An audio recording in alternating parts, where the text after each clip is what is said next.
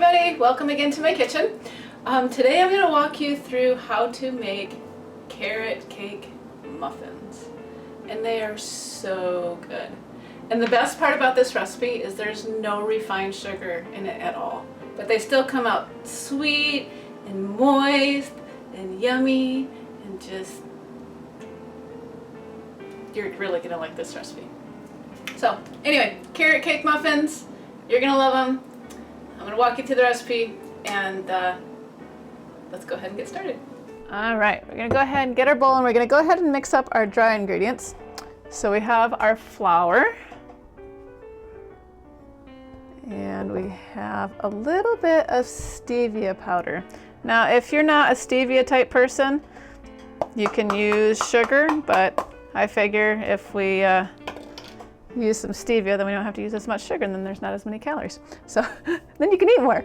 And then we have salt, and we have baking powder, and some coriander. Now, if you want to use cinnamon in place of coriander, you can. The only reason I'm using coriander is because it is a little bit easier on the digestion. So we've got all of our dry ingredients, and we will mix those up.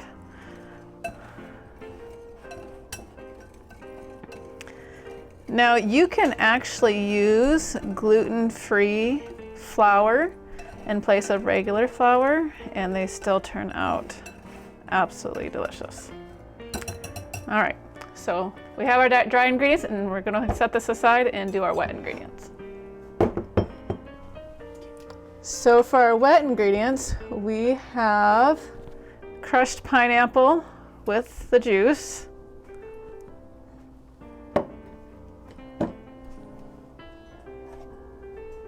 we have some olive oil,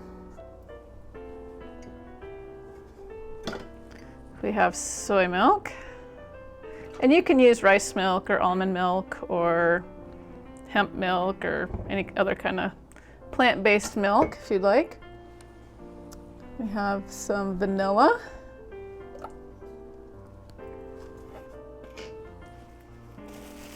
and we have our carrots, grated carrots. Now, I did not grate these on a grater.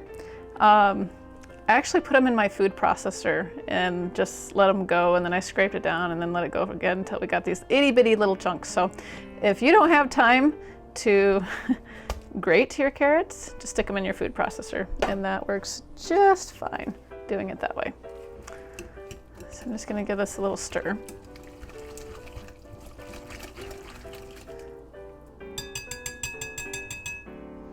And then we have chopped walnuts. I'll put those right in there. And we have chopped dates. Now, if your dates are a little hard, these are still quite soft, but if they're a little bit hard, you can soak them in warm water, and that will soften them up a little bit. Let's mix these together,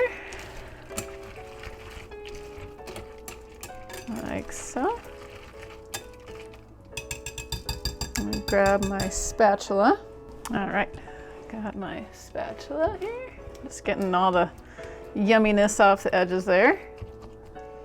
And then I'm going to grab my dry ingredients, and I'm going to add them to the wet ingredients. And then I'm going to give it a good stir. Now, you probably noticed I did not put any refined sugar or anything like that in here. Of course, if you're using if you choose to use sugar instead of using the stevia, 1 teaspoon of like the refined powder form stevia is equal to 1 cup of sugar. Now, I'm not talking about the stevia that's, you know, equal parts 1 to 1 cup. I'm talking about the stuff that's really condensed and potent. So, oh, that looks delicious. I wish you could smell this. This smells amazing. All right, then we're gonna go ahead and get this into our muffin tin. All right, I have my baking tin here, and I'm actually gonna be using my little ice cream scoop.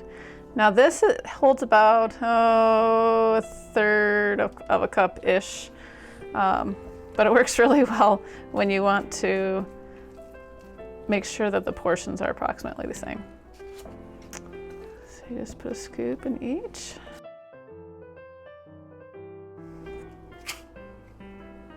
All right, so we're gonna go ahead and bake this at 400 degrees for only 5 minutes. And then we're gonna reduce the heat to 350, and then we're gonna bake it for about 25 more minutes. All right, our muffins are done. Hot out of the oven. I'm just gonna put that there so that we don't burn the counter. Oh yeah, look at those. They look delicious. I got my cooling rack here, so what we're gonna do is we're just gonna transfer these over. Now, if you have mom hands, kind of like I do, and you're used to cooking a lot, you can just kind of pick them up and put them on there, because the tips of your fingers can't really feel the heat as much. But if you don't, then you can just dump all the muffins on your cooling rack.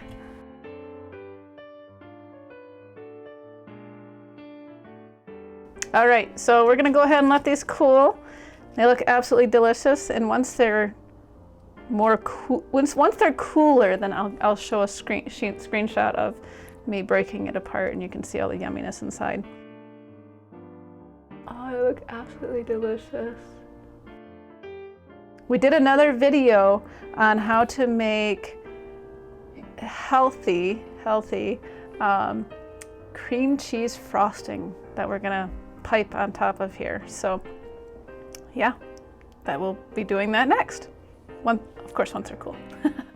All right, so we have our delicious carrot cake muffins. And then we have our frosting that we made. So what we're gonna do with this frosting is I'm going to put it into a baggie. This is just like a normal Ziploc type baggie. And you could use like a piping baggie, you know, for like a frosting piping baggie. But not everybody has one of those. So this is the next best thing.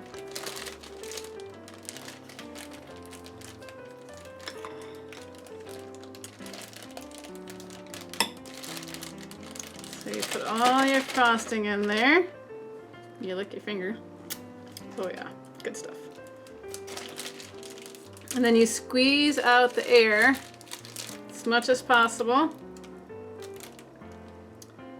And then you take your scissors, and what you want to do is you want to clip the corner off right here. Now, depending on how big you clip it will depend on how much frosting comes out at one time.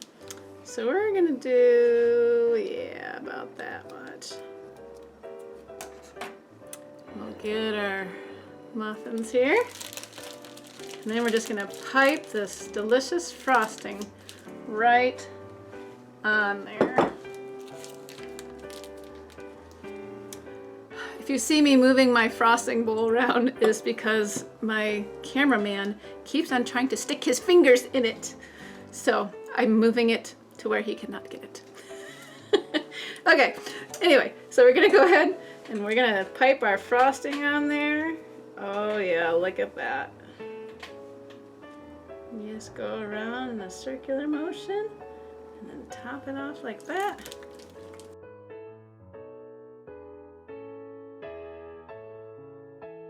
And there you have it. 3 delicious looking carrot cake muffins slash cupcake slash yummy goodness. I'll have to, I wonder if I can tip it like that. Oh yeah, look at that. And it doesn't even fall over. Wonderful. But I know you're gonna absolutely love this recipe. The kids love this recipe, and I love it if the kids love it, especially since it doesn't have a whole bunch of sugar in it, and they won't go bouncing off the walls. So I hope you enjoy this recipe, and I look forward to doing more recipes with you soon.